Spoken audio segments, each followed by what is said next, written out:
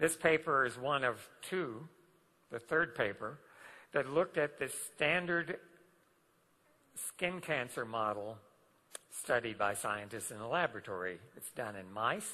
Cancer, fortunately, is a multi-step process. If cancer resulted from a single mutation, we would probably all be dead long ago from cancer. So cancer takes a series of mutations in a specific set of genes to cause your cells to lose control. They lose the constraints. It's actually easy for a cell to eat food and divide. The hard part is for your body to keep your cells from doing that day in and day out. Many of us in this room don't weigh any more than we weighed a year ago, even though we've eaten a ton of food in the interim. And that's a good thing, because if every cell in your body had unrestricted ability to divide and divide and divide, we would all fill this auditorium individually. So it's much more difficult to keep your cells in control than to let them just proliferate ad nauseum. And so cancer happens when those constraints are broken, when your genes can no longer keep a cell from dividing and dividing and dividing. So once a cell breaks those constraints, it is medically a cancer, and it will grow until it consumes you. This paper concluded overall, the induction of antioxidant enzymes by Protandim may serve as a practical and potent approach for cancer prevention.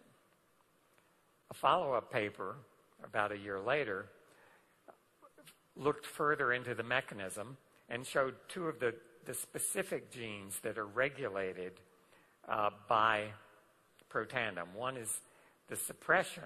Protandim, some genes are turned down, and P53 is one of them. And manganese SOD, that's a mitochondrial SOD, was induced, is turned up.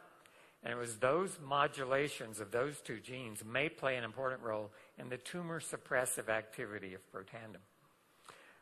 What are the data shown in that paper?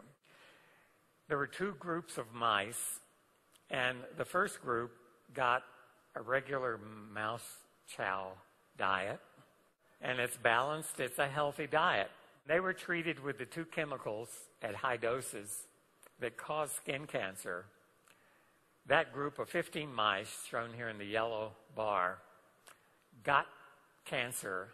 100% of them, all 15 mice, developed cancers. Many of them developed, probably all of them developed more than one. The number of cancers per mouse, 6.3. The total number of cancers in that group of mice, 94. That second group of mice, treated identically except their mouse chow had Protandim added at a dose calculated to be equivalent to what most of you in this room are taking, 1 caplet a day for a human. And look at the second group, 15 mice. This time, a third of them developed no tumors at all. And if you look at the total number of tumors in this group compared to the other, it's 57% lower, only 40 as opposed to 94. So the cancer incidence was reduced by 33%. The multiplicity, the number of individual cancers, reduced by 57%. This was a remarkable study described in these two papers.